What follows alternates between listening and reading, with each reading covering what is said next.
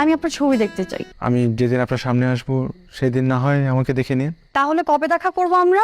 দেখা না করলে কিন্তু আমি আর কথা বলবো না। প্রথমে না চাইলেও পুষ্পর জোড়াজড়িতে দুদিন পর ক্যাম্পাসে দেখা করার প্ল্যান করি আমরা। কি পরে আসার কথা?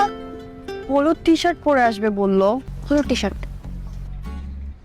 এই ছেলে এ পুষ্পর সাথে কোন দিক থেকে যায় শুনি? তুই একটু চুপ থাক না প্লিজ। আমার কি বিয়ে হচ্ছে?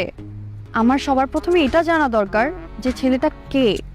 এই আরেকটা হলুদ টি শার্ট, এই ছেলে হবে মনে হয়। হ্যান্ডসামস এই ছেলে তো তাকাইলেও না আমাদের দিকে। আজকে আপনি আসলেন না কেন? আমি তো আসছিলাম, আপনি তো ফ্রেন্ড নিয়ে আসলেন, এটা তো কথা ছিল না। আচ্ছা কাল দেখা করেন, কালকে আমি একাই আসবো। কালকে তো আমি একটা জরুরি কাজে ঢাকার বাইরে যাচ্ছি। কখন আসবেন? এই তো 20-25 দিন পর আসবো। আপনি তো আমাদের ভার্সিটির, আপনি 20-22 দিন থাকবেন না? আপনার ক্লাস চলছে না? আমি সেমিস্টার ড্রপ দেবো হয়তোবা। Okay bye. সেদিনের পর পুষ্প রাগ করে 3 দিন কথা বলেনি। আমি 2টা কবিতা লিখে পাঠিয়েছিলাম, কিন্তু কোনো রিপ্লাইও আসেনি। পুষ্পর প্রতি ভালো লাগাটা এখন আগের চাইতে অনেক বেশি, তাই অজানা একটা ভয় বারবার মনের কোণে উকি দিচ্ছিল। এভাবে আরও একটা দিন চলে গেল। তারপর আমি একটা মেসেজ পাঠাই।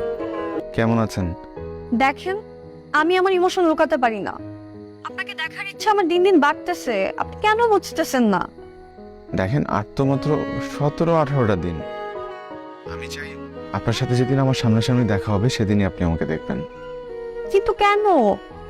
আপনার সাথে যেদিন দেখা হবে সেদিন বলি প্লিজ, তারপর আপনি যা বলবেন আমি রাখবো। ঠিক আছে। আচ্ছা, আপনি না গান শুনতে চেয়েছিলেন, শুনবেন? কি করছো? ঝড় দেখছি।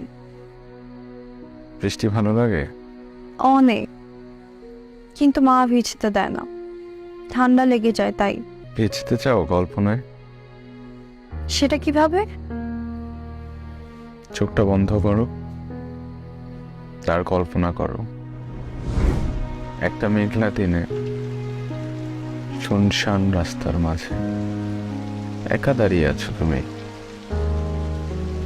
দমকা হাওয়া বইছে, ঝুম বৃষ্টি।